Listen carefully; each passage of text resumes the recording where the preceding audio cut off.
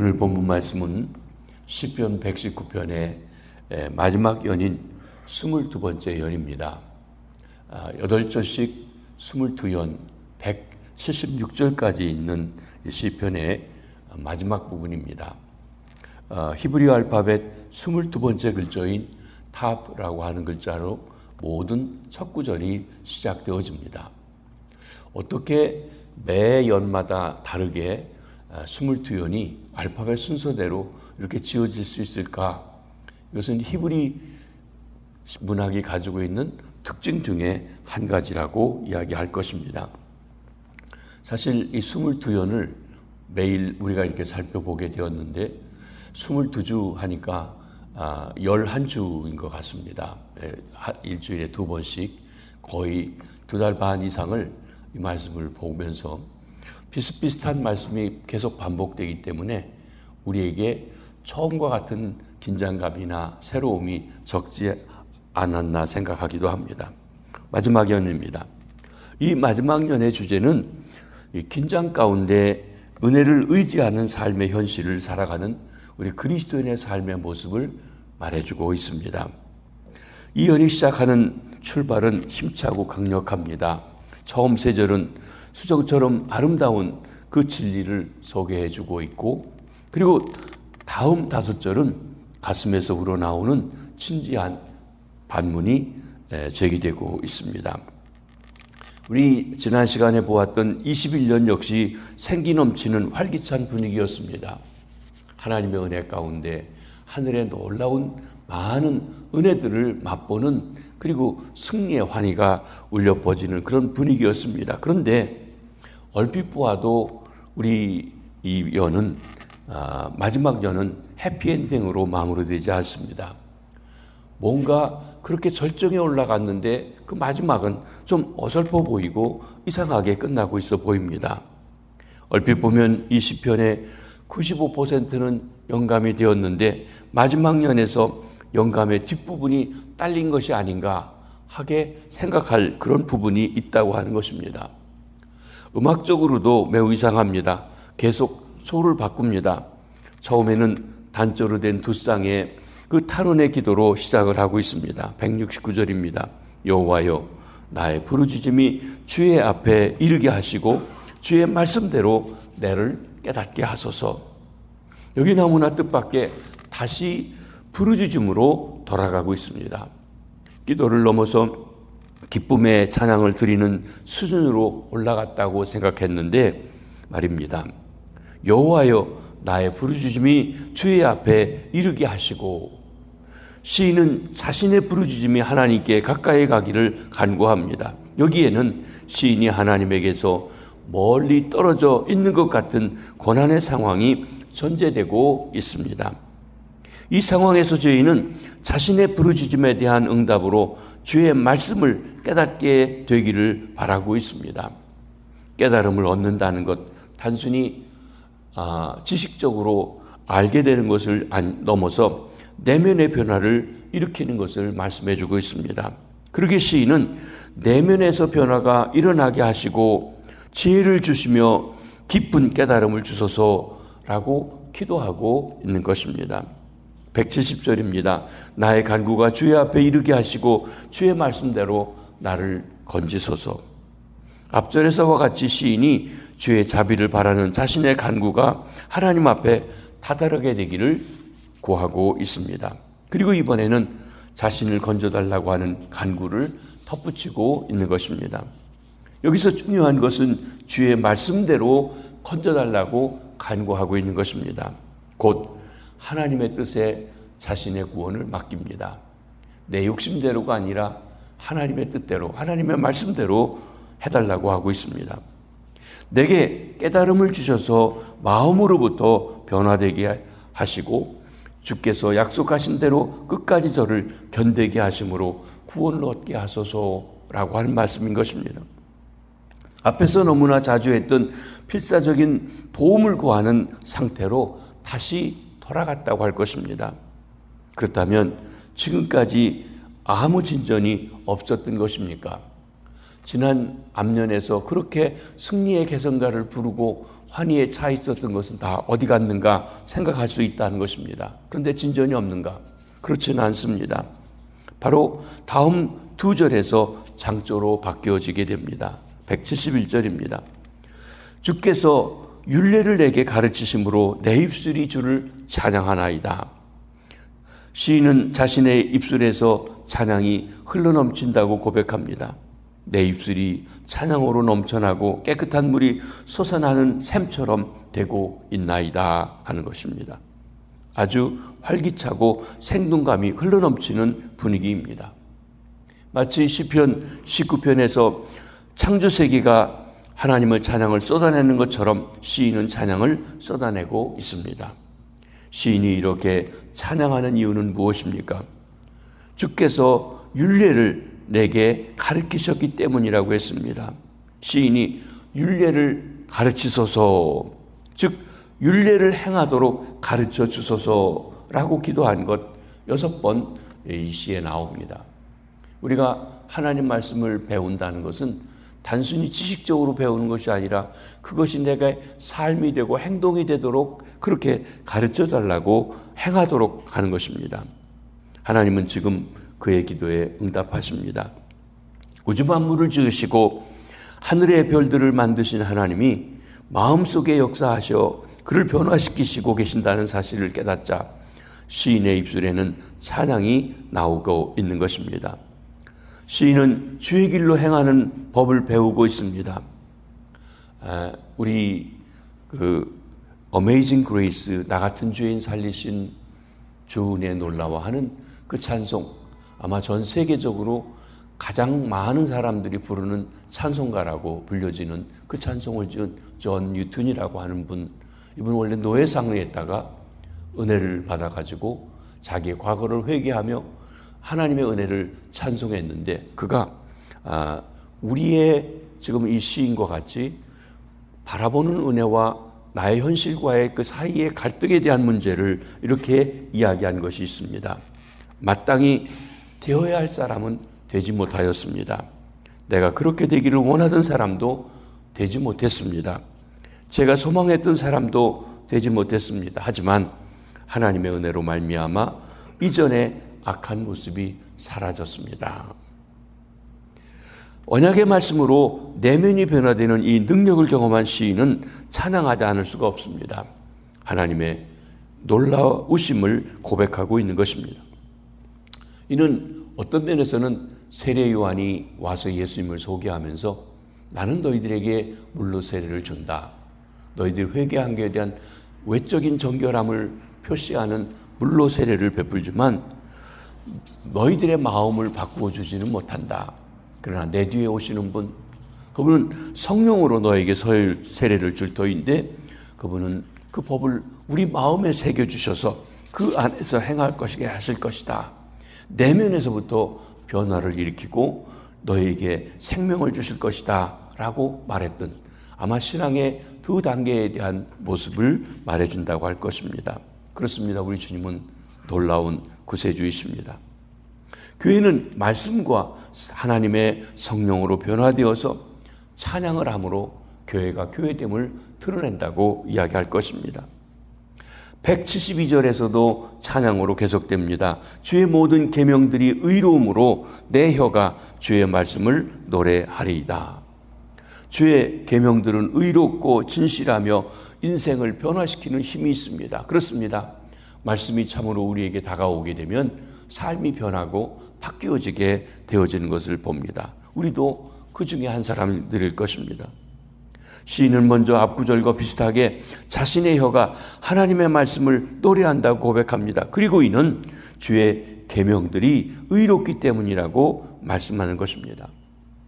하지만 이렇게 활기찬 어조로 끝날 것이라 생각하는 바로 그 시점에서 다시 단조로 내려가고 있습니다. 여러분, 시편 119편 전체의 맨 마지막 부분인 137절로 173절로 176절로 우리가 보고 있습니다. 173절입니다. 내가 주의 법도들을 택하여 싸우니 주의 손, 구원의 손이 항상 나의 도움이 되게 하소서. 다시 구원을 향한 간청의 노래가 등장하고 있는 것입니다. 승리하는 그리스도의 삶에 아직 도달하진 게 아니었던 것 같습니다. 174절에서는 여호와여 내가 주의 구원을 사모하여 싸우니라고 기도한 후에 다시 장조로 돌아가 주의 율법을 즐거워하게 하소서라고 고백합니다.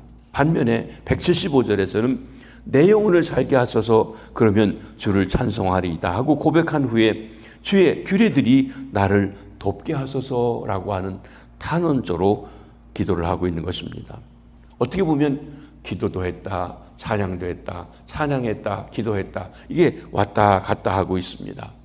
찬양할 때는 어떤 승리의 기쁨이 있다고 하면 기도할 때 보면은 자기 상황의 어려움을 다 호소하고 있는 그것이 함께 있습니다. 근데 사실 이 모습이 어떤 면에서는 진정한 우리 그리스도인의 모습이라 하는 것입니다. 이러한 긴장은 시편의 마지막 절인 176절에서 더욱 두드러집니다. 이른 양같이 내가 방황하오니 주의 종을 찾으소서 내가 주의 계명들을 잊지 아니함이니이다.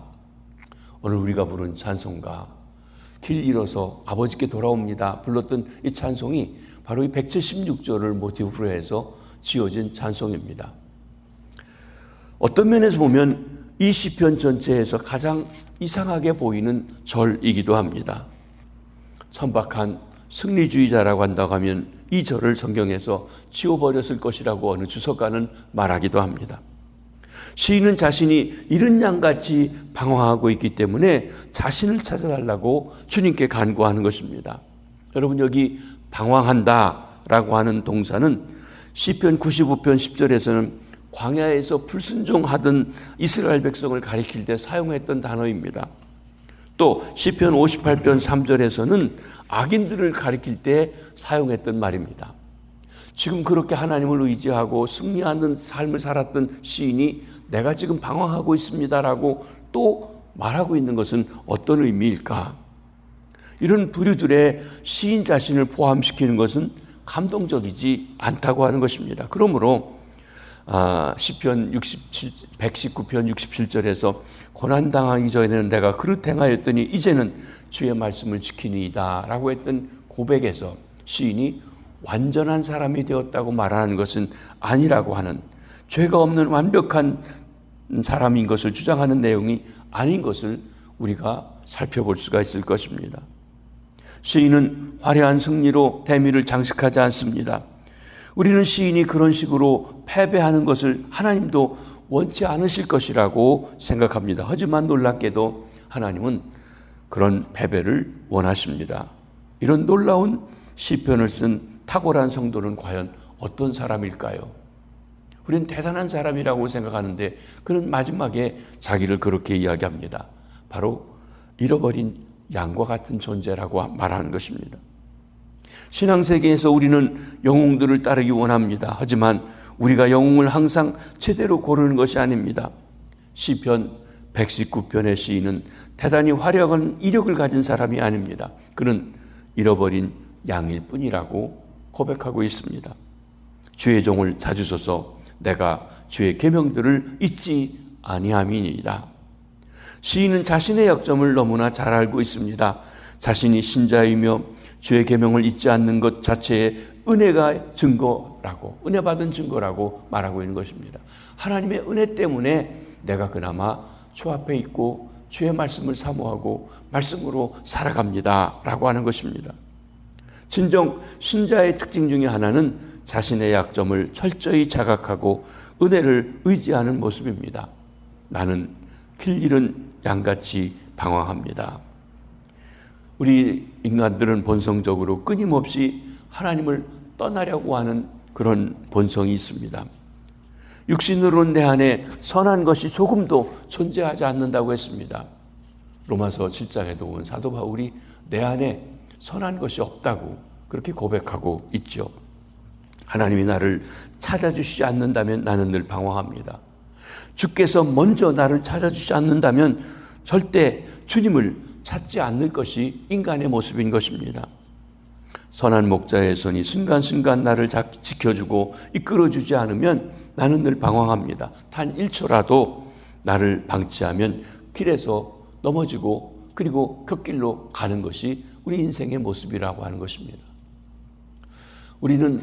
우리가 길 찾아 잘 오는 애완견같이 놔둬도 돌아오는 거라고 생각하는데, 성경에 말하는 양은 고집이 세서 한번 자기가 생각한 길로 가면 목자가 그 틀렸다고 돌이켜주지 않고 이렇게 막대기로 쳐서 돌이키지 아니하면 계속 고집 부리고 그 길로 간다는 것입니다.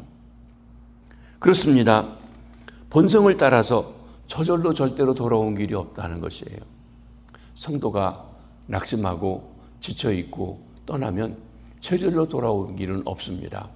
찾아가서 권면하고 돌아보아야만 돌이킨다는 것이에요. 우리는 그리스도인이 되었으므로 혹시 방황한다 하더라도 시간이 지나면 자연스럽게 집으로 돌아올 것이니 걱정할 필요가 없다고 생각합니다. 하지만 그것은 착각입니다. 본성적으로 우리는 여전히 양입니다. 틈만 나면 곁길로 나가고 자기 원하는 길로 나가서 길을 잃어버립니다. 선한 목자 되신 주님이 우리를 찾아주시지 않으면 우리는 결코 집으로 돌아오지 못하게 되는 것입니다. 우리가 길에서 벗어나지 않는 것은 오직 성령님께서 우리를 지켜보시며 끊임없이 우리를 찾으시는 하나님의 사랑 때문에 그런 것입니다.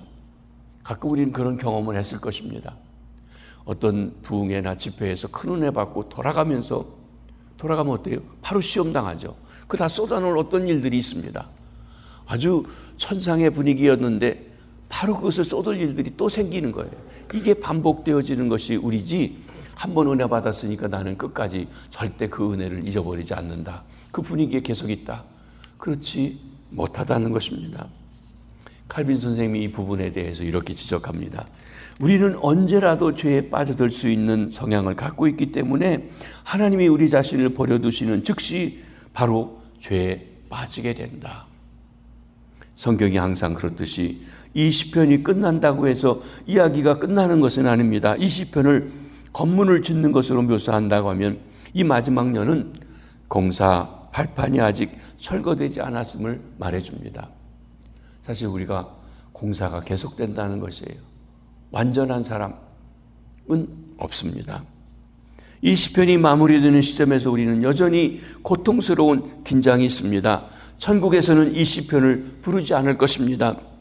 하지만 지금으로서는 이 시편이 그리스도인의 실제적인 경험을 잘 말해주고 있다고 할 것입니다. 이 시편은 현실을 철저하게 반영해주고 있습니다. 아마 이 대화를 한다면 이런 대화일 거예요. 요즘 어떻게 지내니? 이에 대한 실제적인 대답이 다음과 같습니다. 잘 모르겠어. 완전히 뒤죽박죽인 것 같아. 언제 실패할지 몰라. 하나님이 속히 구원해 주시길 바랄 뿐이야.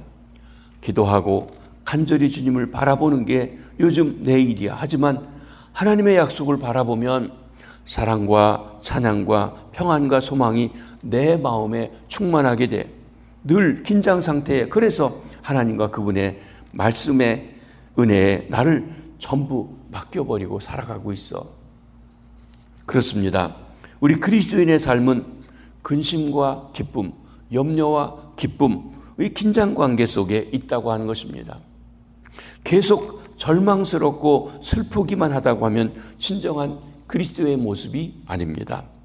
또한 계속 즐겁고 기쁘기만 하다고 말한다면 그 역시 현실적인 그리스도의 모습이 아닙니다. 잘 되는 것 같고 내가 이만하면 됐다고 생각할 것 같은데 또 넘어지는 일이 생기게 되고, 넘어져서 이제 나는 아주 틀렸나 보다 싶은데 또 은혜로 회복시켜 주시고, 이 일이 계속 이렇게 왔다 갔다 하고 있다는 것입니다. 하나님의 말씀으로 고통스러운 현재 속에서 영광스러운 미래를 바라봅니다. 또한 그 말씀으로 인해 기쁨과 소망과 평안과 찬양이 현재 속에서 미리 맛보게 되는 것입니다. 저는 성경을 보면서 전도서 7장 14절의 말씀이 참 우리에게 의미가 있다고 생각합니다. 여기에도 관계가 됩니다. 형통한 날에는 기뻐하고 곤고한 날에는 되돌아보아라.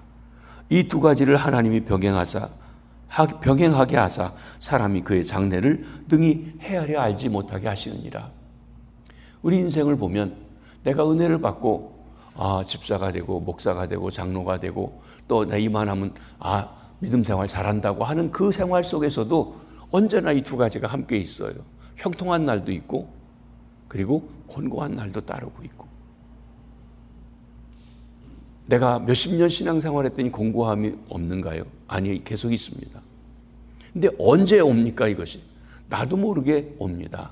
즉 우리의 생사화복, 기쁨과 근심을 주관하시는 분이 하나님이시기 때문에 하나님께서 그 일을 좋다가 이제는 잘 되나 보다 하는데 어려움이 생기고 이제 어려워서 낙심하고 있을 때 또 다시 회복해 주시고 하는 일들이 반복하는데 하나님의 주권 속에서 진행하시기에 우리가 긴장을 놓지 않고 계속적으로 주님을 바라보고 그렇게 나가는 자세를 해야 된다는 것입니다.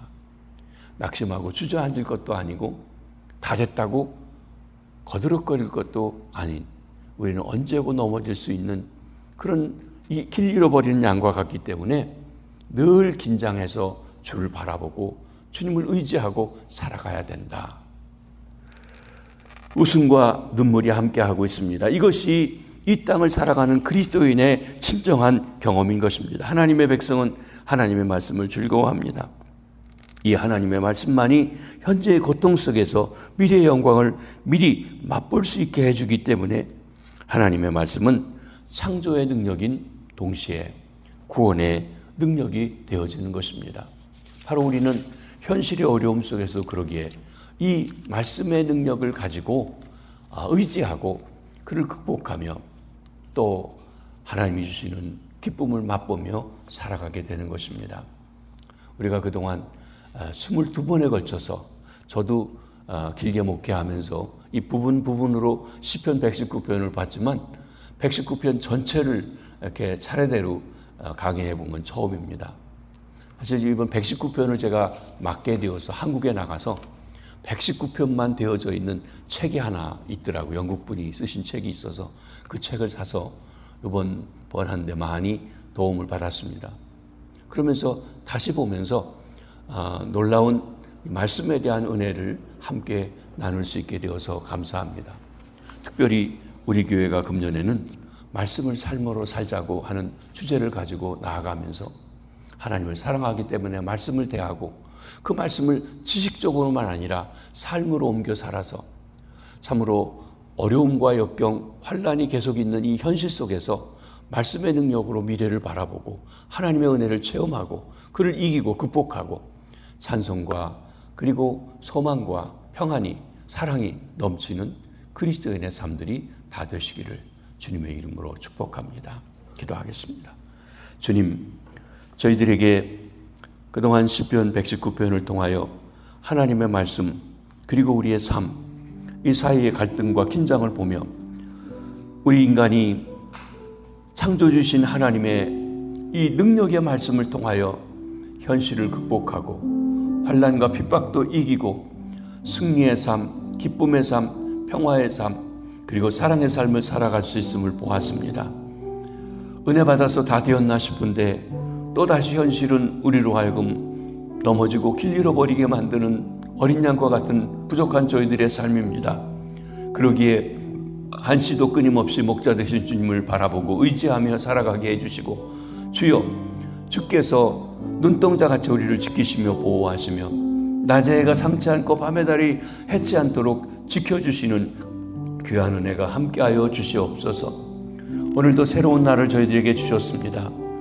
간밤에 하나님이여 사랑하는 권사님 이렇게 먼저 하나님 앞에 부름받아 가셨는데 하나님의 주의 넓은 품에 안아주시고 유족들을 위로하시며 모든 장례 절차를 같이 해주시고 병상에 있는 우리 환우들에게 주를 바라보며 하나님이 힘들고 어려운 세상에서도 하늘의 평강을 누리며 이 모든 것을 극복해 나갈 수 있는 믿음의 장부들 되게 하옵소서. 하나님 새로운 학기를 맞이하는 우리 자녀들을 하나님의 지혜와 총명으로 함께 해주시고 특별히 우리 교회에서 대학을 지나가기 위해서 준비하고 또 하나님이여 있는 3학년들 그레이스 홍 엘리엇 킴, 더나리, 하나님 잘 준비해서 하나님께서 그들을 인생을 통해 가지신 아름다운 길을 갈 수 있도록 역사해 주시옵소서.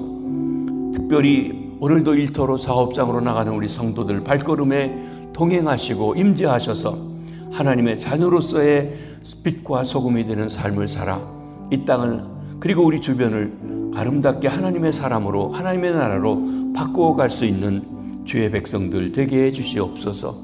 우리 시온교회 말씀이 충만한 교회, 성령의 은혜가 넘치는 주님의 교회가 될 수 있도록 도와주시고 우리 담임 목사님 네 분을 특별히 권능의 장중에 붙잡아 주시옵소서. 오늘 하루도 주 앞에 올려드리옵고 감사하오며 예수님 이름으로 기도하옵나이다. 아멘.